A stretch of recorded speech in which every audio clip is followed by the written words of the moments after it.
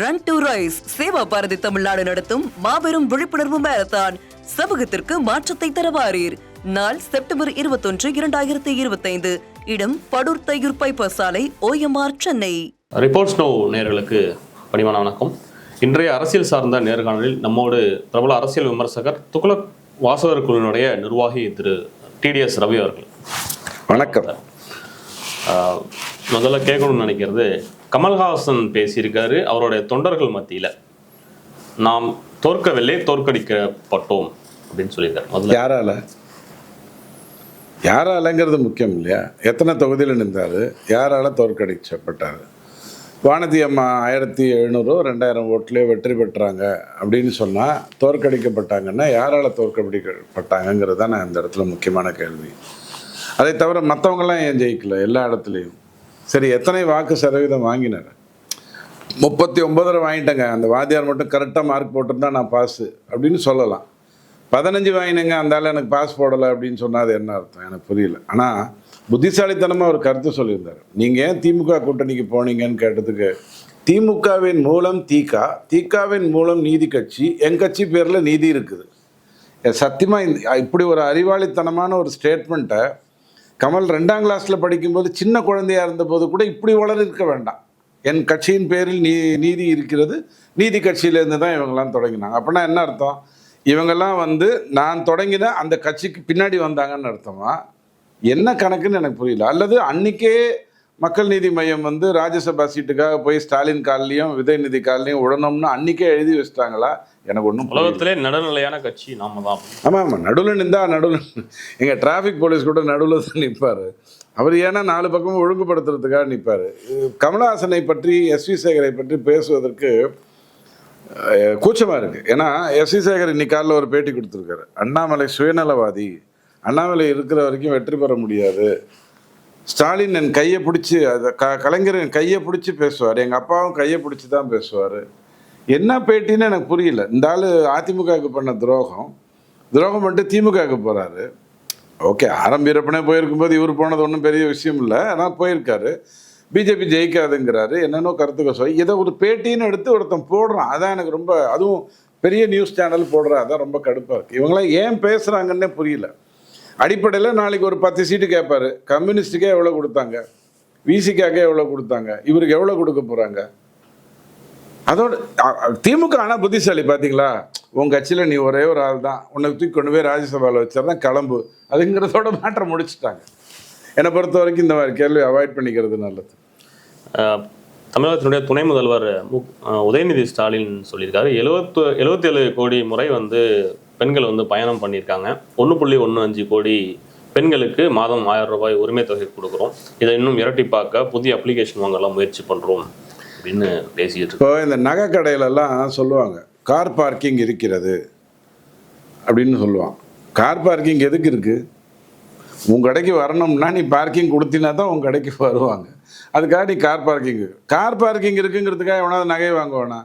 அதில் தரம் இருந்தாலோ, டிசைன் இருந்தாலோ, ரேட் இருந்தாலோ அப்போ தான் வாங்குவான். இல்லை, இப்போ மத்திய பாஜக எப்படி தான் பண்ணுறதெல்லாம் சொல்கிறாங்களோ அது மாதிரி இங்கே இருக்கு. அதாவது ஒரு அரசாங்கம் கட்சி எப்படி வேணான்னு சொல்லிட்டு போட்டோம்.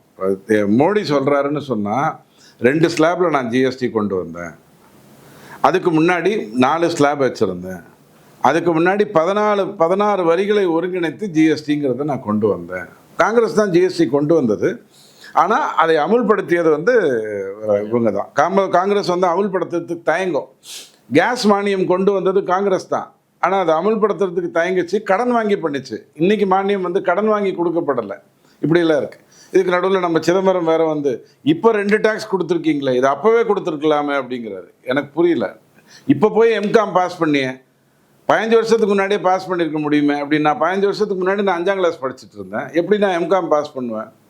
நீ பண்ண ஊழலில் இத்தனை வரிகளை வைத்துக்கொண்டு நாடு தத்தளிச்சு கொண்டிருந்தது. GST கொண்டு வந்தோம், அதை முதல்ல GST கட்டலைன்னா நீ செத்த அப்படிங்கிற மாதிரி வணிகர்களை தெளிவாக கொண்டு வந்தோம். மிரட்டி பணம் வாங்கலை. நீங்களும் நானும் என்னுடைய அப்பாவோ கொள்ளு தாத்தாவோ வரி கட்டிக்கிட்டு தான் இருந்தார். ஒரு கடையில் போய் இட்லி சாப்பிட்டாலும் அதுக்கு வரி கட்டிட்டு தான் இருந்தோம். ஆனால் அந்த பணம் மத்திய அரசுக்கு போகாமல் இருந்தது.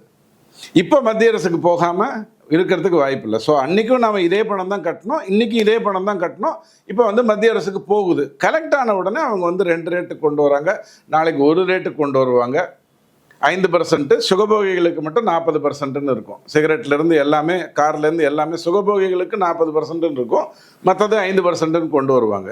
இப்படி எல்லா விஷயங்கள்லையும் பார்த்து பார்த்து பிஜேபி செய்யறதுக்கும் திமுக வந்து என்னையா பண்ணீங்க 5 வருஷத்தில், அவங்களுக்கு 1000 ரூபாய் கொடுத்தேன், அப்புறம் இவங்களுக்கு 1000 ரூபாய் கொடுத்தேன், அதுக்கப்புறம் இவங்களுக்கு 1000 ரூபாய் கொடுத்தேன்.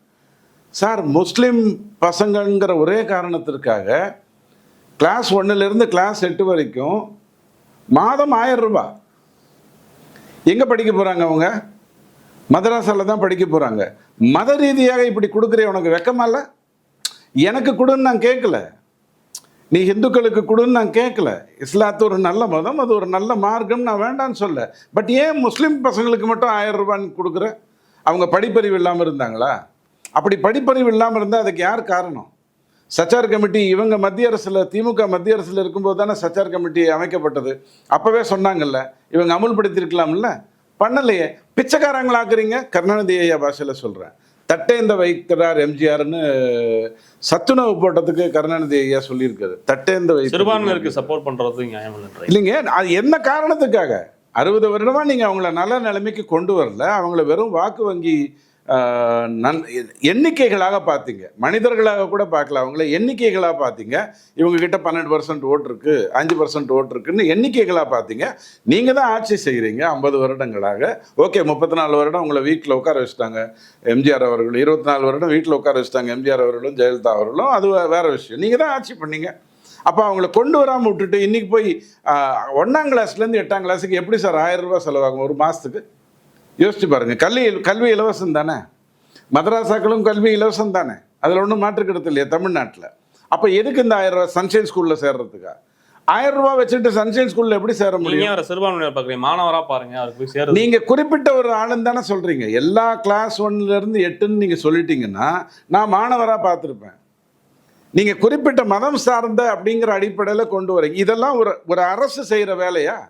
அரசு வந்து தொழிற்சாலைகளை கொண்டு வரணும், முதலீடுகளை கொண்டு வரணும், அதற்கான இன்ஃப்ராஸ்ட்ரக்சரை ரெடி பண்ணணும், அதற்கான லஞ்சம் வாங்க.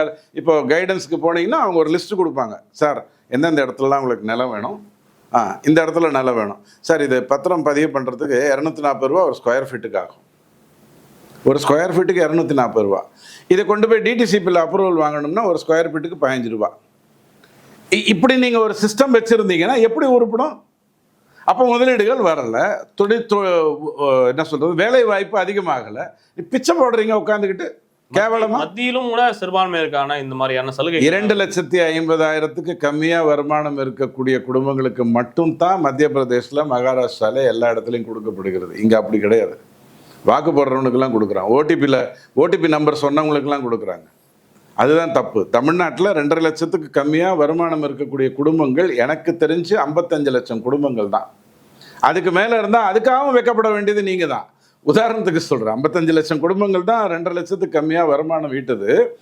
நீங்கள் 1,15 லட்சம் குடும்பங்கள்னு சொல்கிறீங்கன்னா தலா 3 பேருன்னு வச்சுக்கிட்டா 3.5 கோடி தமிழர்கள். இன்னும் நீங்கள் வந்து 2.5 லட்சம் தான், அதாவது மாதத்துக்கு 20,000 தான் ஒரு குடும்பத்துக்கு. அப்போ ஒரு தனி மனிதனுக்கு 7,000 ரூபாய் தான். ஒரு நாள் கணக்கு எடுத்துக்கிட்டிங்கன்னா 20 ரூபாய் தான், 25 ரூபாய் தான் அவனுடைய சம்பளம்னு நீங்கள் வாழ வச்சுருக்கீங்க அவங்களன்னு. உங்கள் மேலே தான் நான் குற்றம் சொல்லணும். ஸோ இதெல்லாம் ஒரு சாதனைன்னு சொல்லி இத்தனை பேர் பஸ்ஸில் போனாங்க, இத்தனை பேர் ட்ரெயினில் போனாங்க, அவங்க வேலைக்கு போனாங்களே, அவங்க சம்பளம் உயர்ந்ததா? அவர்கள் வீட்டுக்கு வந்தார்களே. திட்டம் முறையாக செயல்படுத்தியிருக்கும், சிறப்பாக செயல்படுத்தியிருக்கும் அப்படின்றத அவங்க பதிவு பண்ணுறாங்க. ஐயா, நான் வந்து இப்போது ரஜினிகாந்தை பார்க்குறதுக்கு உங்களெல்லாம் கூப்பிட்டு போகிறேன்னு ஒரு அறிவிக்கை விடுறேன். ஒரு பெரிய கூட்டம் வந்துருச்சு. இங்கே இருக்கக்கூடிய ஆரியகவுடா ரோட்டில் கிட்டத்தட்ட ஒரு 4000 பேர் வந்துட்டாங்க. அவங்களெல்லாம் கரெக்டாக நிற்க வச்சு கூட்டிகிட்டு போயிட்டேன். இது ஒரு சாதனையா? இல்லை, நோக்கமாக தானே. அது என்ன சொல்லியிருக்கோமோ செயல்படுத்தியிருக்கோம், வாக்குறுதியை கொடுத்துருக்கதான் நிறைவேற்றிருக்கோம். இங்கே பாருங்கள், எதுவாக இருந்தாலும், அதாவது இப்போ அவன் வீட்டுக்கு போகிறான், உங்கள் பஸ்லேயே வீட்டுக்கு போகிறான், வீட்டுக்கு போனால் அவனுக்கு செலவு குறைஞ்சதா? இன்றைக்கி ஆவரேஜ் காய்கறியோடைய விலை 80 ரூபா ஒரு கிலோ. பச்சை காய்கறியாக இருந்ததுன்னா, குறிப்பாக இந்த பிரிஞ்சால், இந்த என்னது கத்திரிக்காய், வெண்டைக்காய், புடலங்காய், இதெல்லாம் 60 ரூபா, மற்றதெல்லாம் 80-90 ரூபா ஆவரேஜ் கிலோ காய்கறி விலை. நீங்கள் அதை கட்டுப்படுத்துறதுக்கு என்ன பண்ணியிருக்கீங்க? யார் பண்ணணும்? விலைவாசியை யார் கட்டுப்படுத்தணும்? நீங்கள் 1000 கொடுத்துக்கிட்டே இருந்தீங்கன்னா 2.5 லட்சத்துக்கு கம்மியாக இருக்கிறவங்களுக்கு கொடுங்க, அது ரொம்ப முக்கியம். நான் அதை மறுக்கவே மாட்டேன். அப்படி கொடுத்துக்கிட்டே இருந்தீங்கன்னா என்ன ஆகும்னா, இது திரும்ப திரும்ப மார்க்கெட்டுக்கு வர வர இன்னைக்கு 60 ரூபாய்க்கு அரிசி வாங்குறவன் நாளைக்கு 65 ரூபாய்க்கு வாங்க வேண்டி வரும், 70 ரூபாய்க்கு வாங்க வேண்டி வரும், 90 ரூபாய்க்கு வாங்க வேண்டி வரும். அதுக்கப்புறம் இந்த 1000 ரூபாய் வச்சு அவன் அரிசியே வாங்க முடியாது. நீங்க இப்ப அந்த 1000 ரூபாய் கொடுக்கறதே தப்புன்னு சொல்ல வரீங்க. 2.5 லட்சத்துக்கு கம்மியா இருக்கிறவங்களுக்கு கொடுங்க, ஏழைகளுக்கு கொடுங்க. அதைத்தான் நம்ம. ஆனா ஒரு பக்கம் நாம இந்த 1.15 கோடி கொடுக்கறது பத்தாது, எல்லா ரேஷன் கடைக்கு இருக்கிறவங்களுக்கும் அது இவங்க சொன்னாங்க. இவங்க தான் திமுக தன்னுடைய அறிவிக்கையில குடும்ப தலைவிகளுக்குன்னு சொன்னாங்க. ஏன்னா கமலஹாசன் இருந்து காப்பி அடிச்சாங்க. தமிழுக்கு தமிழ் டப்பிங் பண்ண வேண்டி வரும், கமல் பேசுனா தமிழுக்கு தமிழ் டிரான்ஸ்லேட் பண்ண வேண்டி வரும். டிரான்ஸ்லேட் பண்ணும்போது என்ன பண்ணிட்டாங்கன்னா ஸ்ட்ரைட்டாகவே குடும்ப தலைவிகளுக்குன்ட்டாங்க. குடும்பத்தில் இருக்கிற மனைவிகள் எல்லாமே குடும்ப தலைவிகள் தானே, அதில் தான் மாற்றுக்கிறது இருக்கா? 2.5 கோடி கார்டு இருக்குது. நீங்கள் தான் சொன்னீங்க 2.5 கோடிக்கு போடுறேன்னு சொல்லி ஏமாற்றி ஓட்டு வாங்கிட்டு எப்படி கிட்டத்தட்ட அரசு மருத்துவமனையில் அரசு ஊழியர்களை இதில் மீன் துறையில் இருக்கக்கூடியவங்களை எல்லாரையும் ஏமாற்றி வாக்குறுதி கொடுத்து ஓட்டு வாங்கினீங்களோ அப்படி வாங்கினீங்க. வாங்கிட்டு தகுதிங்கிற வார்த்தையை பயன்படுத்தினீங்க. சரி, தகுதியாவது ஒழுங்காக மெயின்டைன் பண்ணுங்க அப்படின்னு நம்ம கேட்குறோம். இப்போ மகாராஷ்டிராலேயோ மத்திய பிரதேஷ்கோ போங்க, 2.5 லட்சத்துக்கு கம்மியாக இருக்கிறவங்களுக்கு மட்டும்தான், அதுவும் 2500 ரூபாய் கொடுப்பாங்கங்க. 2500 ரூபாய் கொடு, அவங்களுக்கு அதான் அத்தியாவசியம். ஐயா ஒரு 25 வருஷமா விலைவாசி ஏறிடுச்சு, நாங்களும் முடிஞ்ச அளவு கட்டுப்படுத்தணும்னு நினைச்சோம், முடியல, உங்க வருமானம் பெருசா உயரலை, இந்தாங்க 2500 ரூபாய் நான் மாசம் கொடுக்குறேன். இது நியாயமான ஒரு விஷயம். ராகுல் காந்தி 8500 ரூபாய்னாரு. அவங்க அப்பா வீட்டு சொத்துல தானே இந்தியா சுதந்திரம் வாங்கிச்சு. அப்பான்னு கூட சொல்ல முடியாது, தாத்தாக்கு தாத்தா சொத்துல தானே வாங்கிச்சு. அதனால 8500 ரூபாய் வச்சுக்க. ஆனால் ஒரு ஒரு ஒரு மனிதனை நான் 2 விஷயம் சொல்லட்டுமா? வெளிநாட்டில் இருந்து ஒருத்தர் அகதியாக அவங்க ஊருக்கு வர்றாங்கன்னு வச்சுக்கோங்களேன். இன்னும் கொஞ்சம் சிம்பிளிஃபைடாக சொல்கிறேன். உங்கள் வீட்டுக்கு ஒரு பையன் வந்துட்டு எனக்கு அப்பா அம்மா கிடையாது, நான் என்ன பண்ணணும்னு எனக்கு தெரியல, என்னை காப்பாற்றுங்க, நான் ஏதாவது ஒரு வேலையை செய்கிறேன்னா எவ்வளோ நாளைக்கு பண்ணுவீங்க அவனுக்கு வேலை செய்கிறதுக்கு? ஒரு 4 நாள், 1 மாதம், 2 மாதம், 3 மாதம், எப்படியாவது அவனை திருப்பி அவனுடைய வீட்டுக்கு நீங்கள் அனுப்புறதுக்கு முயற்சி எடுத்தீங்கன்னா தான் நீங்கள் ஒழுங்கான ஆள். ஒரு அகதி வந்தால் அந்த அகதியை திருப்பி அவன் நாட்டுக்கு அனுப்பிச்சா தான் அது கௌரவம். எல்லாரையும் கூட்டு வந்து வாங்க வச்சுட்டு கள்ள ஓட்டு போடு, நான் சொன்னால் அந்த ஆளை போய் கொலை பண்ணிட்டு வந்துரு, உங்கள்கிட்ட தான் ஆதார் நம்பர் இல்லைல்ல, உன்னை எப்படியும் பிடிக்க மாட்டாங்க. இப்படி ஒரு மோசமான ஒரு விஷயத்தை அவங்க நீங்கள் பயன்படுத்துறீங்க. அதே மாதிரியே தான் இந்த வாக்கு கேட்கறதுக்காக இந்த 1000 ரூபாய்ங்கிற சொல்கிறீங்க. என்னையா திட்டம் பண்ணியிருக்கேன்னா, அவருக்கு 1000 ரூபாய் கொடுத்தேன், அவங்க அப்பாவுக்கு ஓய்வூதியத்தில் 1000 ரூபாய் கொடுத்தேன், அவர் முஸ்லீமா அதனால் அவருக்கு வந்து கிளாஸ் 8ஆம் கிளாஸ் படிக்கிற வரைக்கும் 1000 ரூபாய் கொடுத்தேன். 8ஆம் கிளாஸ் படிக்கிற பையன், 8ஆம் கிளாஸ் வரைக்கும் படிக்கிற பையன் 1000 ரூபாய் மாதம் வச்சுக்கிட்டு என்ன பண்ணுவான்? கோழிக்கறி சாப்பிடுவானா? அதைத்தான் நீங்கள் காலையில் சாப்பாடு போடுறீங்கல்ல, காலையில் சாப்பாடு போடுறீங்க, மத்தியானம் சாப்பாடு போடுறீங்கல்ல, அதுக்கப்புறம் என்ன? எனக்கு இந்த மாதிரி ஒரு அரசு, இது வந்து அரசே கிடையாது, இது மார்வாடி கடை. மார்வாடி கடையில் நீங்கள் நகையை வச்சுக்கிட்டு பணம் வாங்குவீங்க, இங்கே வாங்க கொடுத்துட்டு பணம் வாங்குறீங்க. இது ரெண்டுத்துக்கும் வித்தியாசம் எதுவும் இல்லை. முப்பெரும் விழா பேசுறதுக்கு முன்னாடி எனக்கு ஒரு சில விஷயங்கள் பேசணும். நாம இந்த உள்துறை அமைச்சர் முன்பு வந்தப்போ இந்த கூட்டணியை அமைக்கிறப்போ அவர் ஒரு நேரேட்டிவ் செட் பண்ண ட்ரை பண்ணார். அதாவது இந்த கூட்டணி வலுவாக நாங்கள் அமைக்க போகிறோம் அப்படின்னு ஒரு நேரேட்டிவ் செட் பண்ணார். 2வது முறை வந்ததுக்கு அப்புறம் இந்த கூட்டணியிலிருந்து இந்த மொத்த நேரேட்டிவ், இந்த மீடியாக்கள் பேசினதெல்லாம் என்டிஏ கூட்டணியை பற்றி பேசிகிட்டு இருந்த எல்லாமே நாம் வந்து இப்போ இந்த தடவை என்டிஏ கூட்டணியை பற்றி, என்டிஏ கூட்டணியில் நடக்கக்கூடிய விரிசல்கள் பற்றி தொடர்ந்து பேச ஆரம்பிச்சிட்டோம். இதை வந்து வலதுசாரி மீடியா, இடதுசாரி மீடியா இப்படிலாம் சொன்னாலும் கூட அவங்க எல்லாருமே இதை பற்றி பேசாங்க. ஒரு பக்கமாக இந்த கூட்டணி சம்பந்தமா எல்லாம் போய் கூட்டணியை உடைக்கிறது சம்பந்தமா இங்க வந்து பேச ஆரம்பிச்சிட்டோம். இந்த 3 விஷயம் நீங்க கேக்குறீங்க. ஒண்ணு, இந்திய கூட்டணி வந்து உடைஞ்சிருக்குன்னு நம்ம சொன்னோம். இன்னைக்கு எங்கேயா சேர்ந்து முயற்சிகளை இன்னைக்கு எங்கேயா சேர்ந்துருக்கா? அவங்க ஒற்றுமையா தானே இருக்காங்க. இன்னைக்கும் கெஜ்ரிவால் வெளில தான் இருக்காரு. நான் சொல்றது தமிழகத்து எலெக்ஷன், தமிழகத்துல அடிமையா இருக்காருங்க. என்னங்க அவங்க எடுபடி அழகா சொன்னார் இல்லையா அண்ணாமலை ஐயா, தமிழக எடுபடி கட்சி அப்படின்னு பேரை மாத்திக்கோங்க. நீங்க செஞ்சுட்டு இருக்கிற வேலை அதுதான். மிகப்பெரிய கட்சி காங்கிரஸ் கட்சி. காமராஜர் இருந்த கேரளாவிலே கம்யூனிஸ்ட் தனியாகவும் காங்கிரஸ் எதிரெதிர் திசையில் இருக்கு. நான் சொல்றது தமிழகத்தினுடைய அரசியல் சித்தாந்த ரீதியா மாவட்டத்துக்கு ஏற்ற மாதிரி, மாநிலத்துக்கு ஏற்ற மாதிரி மாறி இருக்கிறதுங்கிறத பத்தி நான் எதுவும் சொல்லலை. அவங்க ஒற்றுமையா இருக்காங்கன்னு நீங்க சொல்றது வந்து தமிழகத்தில் இருக்கக்கூடிய இந்தி கூட்டணி கட்சிகளா? விசிகாவும் கம்யூனிஸ்டும் ஒத்துமையா இருக்காங்களா? உள்துறை அமைச்சர் இங்க வந்து செட் பண்ண நரேட்டிவே அதுதானே. என்னது? இங்க வந்து என்டிஏ வந்து வலுவா இருக்கு, அதை வலுவாக்குறதுக்காக முயற்சிகளை நாங்க மேற்கொண்டு இருக்கோம் அப்படின்னு பாருங்க. நம்ம 3 விஷயம் பேசுறோம். ஒண்ணு வந்து இந்த ஜனநாயக முற்போக்கு கூட்டணி, அந்த கூட்டணி வந்து கரெக்டா இருக்கா அப்படிங்கிறது ஒரு கேள்வி. என்டிஏ வலுவாயிட்டு கொண்டிருக்கா அப்படிங்கிறது ஒரு கேள்வி. இந்த 2 கேள்வியும் முதல்ல நம்ம தனியாக பிரிச்சுப்போம். இவங்க ஒழுங்காக இருக்காங்களான்னு கேட்குறதுக்கு கம்யூனிஸ்டோ விசிகாவோ ஒழுங்காக இருக்காங்கன்னு நீங்கள் நினைக்கிறீங்களா? வேல்முருகன் கூட கொஞ்சம் அப்படியே எந்திரிச்சு திருப்பி அடுத்த நாள் செட்டில் ஆன உடனே மேட்டரை முடிச்சுக்கிட்டாரு, அவர் ஒழுங்காக இருக்காருன்னு நீங்கள் நினைக்கிறீங்களா? மார்ச் வரைக்கும் அப்படி நினச்சிக்கோங்க. பிப்ரவரி வரைக்கும் அப்படி நினச்சிக்கோங்க. அப்போ தான் சீட்டை பிரிப்பாங்க. சீட்டை பிரித்ததுக்கப்புறம் இது என்ன ஆகுதுங்கிறத அப்புறம் பார்த்துக்கோங்க. இதோட அதை நிறுத்திப்போம். இப்போ இங்கே வாங்க. என்டிஏவை பொறுத்த வரைக்கும் அவங்க வந்து பிரம்மாண்டமான கட்சி வரும்னு சொல்லத்தான் செஞ்சார். ஆனால் அந்த பிரம்மாண்டமான கட்சிக்கு ஏகப்பட்ட கதைகள் இருக்குது. அவங்க என்ன நினைக்கிறாங்கன்னா, ஸ்ட்ரைட்டாக முதலமைச்சர் தாங்க, இந்த சைடுலலாம் வர்றதெல்லாம் கிடையாது. எங்களுக்கு 15% வாக்கு இருக்குது, அல்லது 35% வாக்கு இருக்குது, இல்லைனா 445% வாக்கு கூட எங்களுக்கு தான் இருக்குது. 4 வாட்டி ஓட்டு போடுவாங்க. அப்போது நாங்கள் தான் முதலமைச்சர், நீங்களாம் ஒரு ஓரம் போங்க. 50 வருஷமாக அரசியல் பண்ணுறீங்களா, ஒரு ஓரமாக போங்க. நீங்கள் அதிமுக எவ்வளோ வருஷமாக பண்ணுறீங்க சார்? 50 வருஷமா? அதனால் ஒரு ஓரமாக போங்க, நான் தான் முதலமைச்சர்னு உடனே அண்ணன் பரவாயில்லண்ணே, அமாவாசை முடியட்டோன்னே, அதுக்கப்புறம் வர்றேண்ணே அப்படின்ட்டு வந்துட்டாங்க.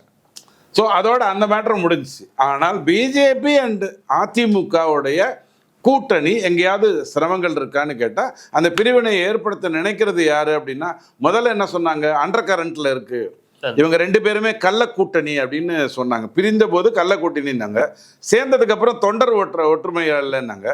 தொண்டர் ஒற்றுமை ஆயிட்டான உடனே ஒற்றுமை வந்து தலைவர்களுக்குள்ள வரணும் அப்படின்னாங்க. என்ன பண்றாங்கன்னு புரியல. எடப்பாடிக்கு தெரியும் என்ன பண்ணணும்னு. அவர் அரசியலில் வந்து இன்னைக்கு நேற்றுக்கு இல்லை, 89லேருந்து பார்த்தாரு. ஸ்டாலின் மாதிரி உதயசூரியன் சின்னத்தில் எம்எல்ஏ ஆனவர் இல்லை, அவர் சேவல் சின்னத்திலேயே எம்எல்ஏ ஆனவர். சேவல் சின்னத்திலேயே எம்எல்ஏ ஆனவர். இன்னைக்கு இருக்கிற மாதிரி வாட்ஸ்அப்போ அல்லது ஏகப்பட்ட டெக்னிக்கோ இருக்கும்போது பண்ணதில்லை. ஊராக போய் சேவல் படத்தை காட்டி வெற்றி பெற்றவர் அவர். ஸ்டாலின் மாதிரி உதயசூரியன் சின்னத்தில் வெற்றி பெறலை. ஸோ இது எல்லாம் தெரிஞ்சுக்காம இங்க என்டிஏல ஏதோ பிரச்சனை இருக்கு. கூட்டணியில் இருக்கிற பிளவு இருக்குன்றது மட்டும் தானே இப்போ வரைக்கும் நிறைய. ஐயா, நான் தான் நல்லா இருக்கேன், 3 தேர்தலை நான் ஜெயிச்சிட்டேன், 1,50,000 கோடி மாப்பிள்ளைக்கும் மச்சனுக்கும் போகுது அப்படின்னு தியாகராஜன் ஐயா சொல்லிட்டாரு. 1,50,000 கோடி வச்சிருக்கிற நான் உங்களை நான் சும்மா விட்டுருவேனா? ஒரு உதாரணத்துக்காக சொல்கிறேன், அந்த மனுஷனை பேர் கெடுக்கணுங்கிறது என் நோக்கம் இல்லை. ஒரு சரவண பவன் வச்சிருக்கிற ராஜகோபால் ஒரு கிருத்திகாவுடைய குடும்பத்தை பிரிக்கிறாரு, கிருத்திகாவை கூப்பிட்டு வந்துடுறாரு. இந்த இன்னொரு பொண்ணு, அது பேர் மறந்து போச்சு, அந்த பொண்ணுடைய வாழ்க்கையை கெடுக்க நினைக்கிறாரு, அங்கே முடியல, ஜெயிலுக்கு போயிடுறாரு. ஒரு சரவணபவன் வைத்திருக்கிற ராஜகோபாலாலேயே இந்த பிரிவினை எல்லாம் பண்ண முடியும் அப்படின்னா, 1,50,000 கோடி வெறும் மாப்பிள்ளைக்கும் மச்சனனுக்கும் போகுதுன்னு தியாகராஜன் ஐயா சொல்லியிருக்கிற அந்த கணக்குப்படி உங்ககிட்ட பணம் வந்திருந்ததுன்னா, இது வரைக்கும் நீங்கள் தேர்தலுக்காக செலவு பண்ணது பாராளுமன்ற எலெக்ஷனில் 12,000 கோடி, 4-5 இடைத்தேர்தலில் 250 கோடின்னு 13,000 கோடி செலவு பண்ணியிருக்கீங்க. இப்போ 23,400 கோடி செலவு பண்ணுறதுக்கான ஏற்பாடு பண்ணிக்கிட்டு இருக்கீங்க. நீங்கள் பிளவு ஏற்படுத்தத்தான் நினைப்பீங்க. அது எப்படி ஒற்றுமை, அது அரசியல்னு சொல்லுவீங்க, கேட்டால் சித்தாந்தம். அந்த நேரடியாக உங்களால் உடைக்கவே முடியல. அப்பனையும் பையனையும் பிரிக்க நினைக்கிறீங்களே? உங்கள் குடும்பமே வெறும் அப்பம் பையன் தானே, உன் திமுகவே வெறும் அப்பம் பையன் தானே. 12 குறுநில மன்னர்கள் அப்பம் பையன், இங்கேயும் அப்பம் பையன். நீங்கள் போய் அங்கே பிரிக்கணும்னு நினச்சிங்களே, முடிஞ்சுதா? தேர்தல் ஆணையம் அதை ஏற்றுக்குமா? 95% அன்பு பண்ணிட்டு தான் இருக்குங்கிறத தேர்தல் ஆணையம் பார்க்காதா? எடப்பாடி ஐயாவாலேயே தன்னை ப்ரூவ் பண்ண முடிஞ்சது இல்லையா? இவ்வளோ பெரிய சசிகலா, அவ்வளோ காசு உள்ள தினகரன், இவங்களை மீறி 50 கோடி ரூபா ரெட்டலை சின்னத்தை முடக்கிறதுக்கு கொண்டு போய் கொடுக்குற அளவுக்கு பணம் உள்ள தினகரன், அந்த ஆள் தற்கொலை பண்ணிட்டு வர செத்து போயிட்டான். எவன் உதவி பண்ணாலும் அவன் தற்கொலை பண்ணிட்டு செத்து போயிட்டான். தற்கொலைங்கிறாங்க, அது என்னங்கிறது தெரியாது. அந்த மாதிரி இருக்கிற இடத்துல எடப்பாடி போய் வாங்கிட்டு வர்றாரு. நீங்கள் இவ்வளோ பணம் வச்சுருக்கீங்க, பண்ணத்தான் நினைப்பீங்க, பிளவுகளை ஏற்படுத்துங்க. எப்போ வரைக்கும்? அமித்ஷா புத்திசாலி, அதுக்கு தான் இந்த கூட்டணி கதையெல்லாம் மார்ச்சுக்குள்ளே முடிக்கணும். சேர்ந்தா நானும் நீங்களும் சேர்ந்து பண்ணுவோம் பழனிசாமி, இல்லையா நீங்கள் விட்டுருங்க, நான் பார்த்துக்கிறேன். இது அமித்ஷா சொன்னது, இணைந்துட்டாங்க. இப்போ இந்த சலசலப்பெல்லாம் இந்த செப்டம்பர் அக்டோபரோடு முடிஞ்சிடும். நவம்பருக்கு அப்புறம் நீங்கள் பேச போகிறதெல்லாம் விஜயோடு யார் போகிறார், விஜயோடு யார் போகிறார், அவர் போய்விட்டார், இவர் போய்விட்டார், இதைத்தான் நீங்கள் பேசிகிட்டு இருப்பீங்க. பிஜேபி அதிமுகவும் தன் வேலையை ஒழுங்காக செய்யும். அண்ணாமலையை வைத்துட்டு விளையாட முடியும்னு நினச்சிங்க. அண்ணாமலை தேசாபிமானி, ஐபிஎஸ், கரெக்டாக யோசிக்கிறாரு. ரைட், இது ரொம்ப டேஞ்சரஸ். இந்த திமுகவை 1000 கோடி டாஸ்மாகில் கொண்டு போகணும்னா அவன் நீதிமன்றத்தையே குழப்புறான். இந்த 48வது மணி நேரம் அந்த அண்ணா யூனிவர்சிட்டியில் யார் யார் பேசினாங்க, அந்த பொண்ணுக்கு யார் அந்த சாருங்கிறத நான் எடுத்து சொல்லுவேன்னு நினச்சா அதை போட்டு குழப்புறாங்க. இவனுங்களை இப்படியே ஒழிச்சா தான் நல்லது. ரைட், எடப்பாடி ஐயா முதலமைச்சர் ஆகிறது தான் என்னுடைய நோக்கம். மேட்டர் முடிஞ்சு. நீங்கள் என்ன பிளவு ஏற்படுத்தி என்ன பண்ண போகிறீங்க? முப்பெரும் விழாவில் பேசிய முதல்வர் ஸ்டாலின் அவர்கள் அண்ணாயிசம் அடிமையிசம் பத்தி பேசியிருப்பார். நீங்களும் அதை பத்தி கேட்டு அதை எப்படி பாக்குறீங்க? சரி, அண்ணாயிசம்னு எம்ஜிஆர் சொன்னது வந்து தனக்குன்னு ஒரு ஐடென்டிட்டி வேணுங்கிறதுக்காக சொன்னது தான். சிம்பிளாக சொன்னால் அதுவும் ஏறத்தாழ சனாதன தர்மத்தினுடைய ஒரு இதுதான். எம்ஜிஆர் அவர்கள் தன்னை நாத்திகனாகவும் காட்டிக்கிட்டதில்லை, பக்திமானாகவும் காட்டிக்கிட்டதில்லை. எம்ஜிஆர், இளையராஜா அவங்கெல்லாம் அவங்க போக்குக்கு மூகாம்பிகை கோயிலுக்கு போனாங்க, வந்தாங்களே ஒழிய வெளியில் தங்களை வந்து ஒரு பெரிய இதுவாக காட்டிக்கல. அதனால தான் ரஜினிகாந்த் சம்பந்தமே இல்லாமல் இவருக்கு ஒரு காதல் இருந்தது இளையராஜாவுக்கு. அந்த காதல் அப்படிப்பட்ட காதல். எப்போ 82 வயசில் ஒரு ஆளை பற்றி ரஜினிகாந்த் மாதிரி ஒரு 75 வயசுக்கு உட்பட்டவர் வந்து பேசுகிறாரு. இதெல்லாம் கேட்டுக்கிட்டு இருக்கோம். அதுக்கெல்லாம் ஒரு மைலேஜ் வேறு வருது, ஷார்ட்ஸ் வருது, பார்க்குறதுக்கு வெக்கமாக இருக்குது. இது ரஜினி இப்போ பண்ணலை. 1000வது படத்தினுடைய ரிலீஸ் மும்பையில் பண்ணும்போது கூட இவர் வந்து காலையில் 8 மணிக்கே நாங்கள்லாம் தண்ணி அடிப்போம். இவர் வந்து நான் தண்ணி அடித்தேன், அதனால் அது ரொம்ப தப்பு, என்னுடைய நண்பர்கள்னால நான் கெட்டு போயிட்டேன், இல்லைன்னா இந்த தண்ணி இல்லைன்னா நான் வேற ரஜினியை நீங்கள் பார்த்துருப்பீங்கன்னு சொல்கிறது வேற விஷயம். அடுத்தவன் என் கூட தண்ணி அடித்தான்னு சொல்கிறது வேற விஷயம். இது ரஜினிக்கு அழகு இல்லை. பாவம் திமுக சகவாசம் தான் அவருக்கு ஓடிட்டு இருக்குது. ஏவா வேலு அந்த ரேஞ்சுனா அவர் அப்படித்தான் பேசுவார், வேற வழி இல்லை. இப்போது இந்த மாதிரியான ஒரு சூழ்நிலையில் நாம் வந்து அடுத்து என்ன பண்ண போகிறோம்? இந்த தேர்தலில் எங்கே கொண்டு போய் நிறுத்த போகிறோம்? மக்கள் எதை பார்த்து வாக்கு போட போகிறாங்க? அதுதான் இப்போ முக்கியம். விஜய் யாருடைய வாக்கை எடுக்க போகிறார்? கண்டிப்பாக எதிர்ப்பு வாக்கை எடுக்க போகிறதில்லை. திமுக எதிர்ப்பு வாக்கு விஜய்க்கு போவது இல்லை. அது கண்டிப்பாக அதிமுக பிஜேபிக்கு தான் போகும். அதை கெடுக்கிறதுக்கு தான் இத்தனை வேலை பண்ணுறாங்க. அங்கே ஏகப்பட்ட குழப்பங்க, எல்லாரும் வெளில போயிட்டாங்க அப்படிலாம் சொல்ல நினைக்கிறாங்க. அதெல்லாம் ஒன்றும் நடக்க போகிறதில்ல. அடிமையிசம் சொல்லியிருக்காரு அவர் போய் வந்து. அப்பா, அடிமையிசம்ங்கிறது வந்து நீங்கள் எதை வச்சு சொல்லணும்? கொள்கை ரீதியாக அண்ணாயிசம்னு எம்ஜிஆர் சொன்னதில் எங்கேயாவது முரண்பாடு இருந்து இன்னைக்கு தப்பாயிடுச்சா? ஈவே ராமசாமி ஐயாவோட தானே நீங்கள் தொடங்கினீங்க. திக இருக்கும்போது, திமுக தொடங்கும்போது ஈவே ராமசாமி ஐயாவை புறந்தள்ளிட்டு தானே நீங்கள் தொடங்கினீங்க. நீங்கள் திமுக தொடங்கினதே உங்கள் கொள்கைக்கு எதிரானது தானே. ஜெயிக்கணுங்கிறதுக்காக தானே அங்கேருந்து வெளில வந்தீங்க. அதனால தானே ஒருவனே தேவன், ஒன்றே குலம் ஒருவனே தேவன், கடவுள் இருப்பதை ஏற்றுக்கொண்டீங்க. கடவுள் மறுப்பில் இருந்து கடவுள் இருப்பதை ஏற்றுக்கொண்டீங்க. அன்னிலிருந்து தொடர்ந்து நீங்கள் மக்களாட்சியை பற்றி ஈவே ராமசாமி ஐயா பேசினார்னா நீங்கள் மன்னராட்சி தான் பண்ணிக்கிட்டு இருக்கீங்க. உங்களுக்கும் கொள்கைக்கும் சம்பந்தமே கிடையாது. ஆனால் அண்ணா இசம் அப்படின்னு எம்ஜிஆர் சொன்னதுங்கிறது வந்து சமூக நீதி அப்படிங்கிற அடிப்படை மட்டும் இல்லாமல் சனாதனத்தின் டெரிவேட்டிவாகத்தான் நீங்கள் அதை பார்க்கணும். அப்படி தான் அவர் பேசிக்கிட்டு இருந்தார். அங்கே ஐயா சோ வந்து கிண்டல் பண்ணார், அது அப்பாயிசம்னு கிண்டல் பண்ணார். தங்கப்பதக்கம் படத்தில் அந்த கதையெல்லாம் விட்டுருங்க பண்ணார். அதில் எங்கேயாவது அவங்க வழுக்கி இருக்காங்களா? சனாதன எதிர்ப்பு அப்படிங்கிறதுக்கு வந்து எடப்பாடி ஐயா வாய மூடிட்டு இருந்தார். ஜெயலலிதா அம்மா கரசேவைக்கு கல் அமிச்சாங்க. மூகாம்பிகை கோயிலுக்கு எம்ஜிஆர் போயிட்டு வந்தார். ஸோ கோவிலுக்கு போயிட்டு வர்றது, கரசேவை கொண்டு வர்றது சனாதன தர்மம்னு பேசும்போது வாய மூடிட்டு இருக்கிறது. இப்படி தான் அவங்க பண்ணியிருக்காங்களே ஒழிய முரண்படலையே. 4 வருஷம் ஆட்சியை வந்து பாஜக தான் காப்பாத்துச்சுன்னு உண்மையை ஒத்துக்கிட்டாரு. அதை நாங்கள் மீட்டு எடுத்திருக்கோம் அப்படின்லாம் பேசியிருக்காங்க. பாருங்க, உண்மையை ஒத்துக்கிட்டாருங்கிறது கூட எதற்காக சொல்லப்பட்டது அப்படின்னு சொன்னால், இது கூட சொல்லியிருக்க வேண்டாம் எனக்கு தெரிஞ்ச எடப்பாடி. ஏன்னா 11 பேரை கூட்டிகிட்டு போனது ஓபிஎஸ், 18 பேரை கூட்டிகிட்டு போனது தினகரன். அப்போ இவருக்கு நம்பிக்கையில்லா தீர்மானம் வரும்போது அவர் எதிர்த்து ஓட்டு போடுறாரு. யார்? ஓபிஎஸ் வந்து எதிர்த்து ஓட்டு போடுறாரு. இருந்தும் திமுக கிட்ட ஆட்சி இல்லாதனால இவங்க தப்பிச்சு வர்றாங்க. இதில் எந்த விதத்தில் பிஜேபி ஹெல்ப் பண்ணியிருக்கோம்? ஆனால் அதுக்கப்புறம் நம்பிக்கையில்லா தீர்மானத்திற்கு பிறகு இவங்க எல்லாரும் ஒன்றா இருந்தால் நல்லதுங்கன்னு சொல்லி அந்த இடத்துல அதை பண்ணதை ஓபிஎஸ்ஸே ஏற்கனவே சொல்லியிருக்காரு. பிஜேபிக்காக தான் நான் சேர்ந்தேன், இல்லைனா சேர்ந்துருக்க மாட்டேன் அப்படிலாம் சொன்னார். இதோட கதை முடிஞ்சிருச்சு. எங்களுக்கு பிஜேபி வந்து துரோகம் எதுவும் பண்ணலை, இந்த ஆட்சி நல்லா நடக்கிறதுக்கு உதவி பண்ணாங்க. அதில் ஏதாவது தப்பு இருக்கா? அதில் எந்த தப்பும் இல்லை. அது அடிமை சாசனம் கூட கிடையாது, இது ஸ்டாலின் சொல்கிற மாதிரி. ஆனால் நித்தி ஆயோக்கு போகாமல் இருந்துட்டு பையனை காப்பாற்றுறதுக்காக காப்பி குடிக்கும்போது, சார் கொஞ்சம் என் பையனை மட்டும் கொஞ்சம் ப்ளீஸ், எப்படியாச்சும் என் பையனை மட்டும் ப்ளீஸ் கொஞ்சம் எப்படியாவது காப்பாற்றிருங்க ப்ளீஸ் அப்படின்னு கெஞ்சக்கூடிய அந்த நிலைமை வரலை. பொன்முடி பண்ண மாதிரி கோர்ட்டில் கெஞ்சக்கூடிய வகையில் இது வரைக்கும் வரலை, எங்கேயுமே வரல. ஜெயிலில் ஒரு அமைச்சர் 400 நாள் இருந்ததுங்க மாதிரி கேவலம் எங்கேயுமே வரல. அங்கே தான் அங்கே வரவே இல்லை. ஸோ நீங்கள் பார்க்க வேண்டியது என்னென்னா, அடிமைத்தனம் அப்படிங்கிற வார்த்தையை திமுக பயன்படுத்துதுன்னா அது ரொம்ப தப்பு. அதுக்கு உல்டாவா இது காலிலே விழுந்திருக்குது. ஐயா ப்ளீஸ் காப்பாற்றுங்க, என் பையன் மாட்டிக்கிட்டான், ஏதோ சாருங்கிறாங்க, அதில் மாட்டானான்னு தெரியல, என்னன்னு தெரியலிங்க, கொஞ்சம் எப்படியாவது காப்பாற்றுங்க, காலில் போய் விழுறீங்க. எது அடிமைத்தனம்?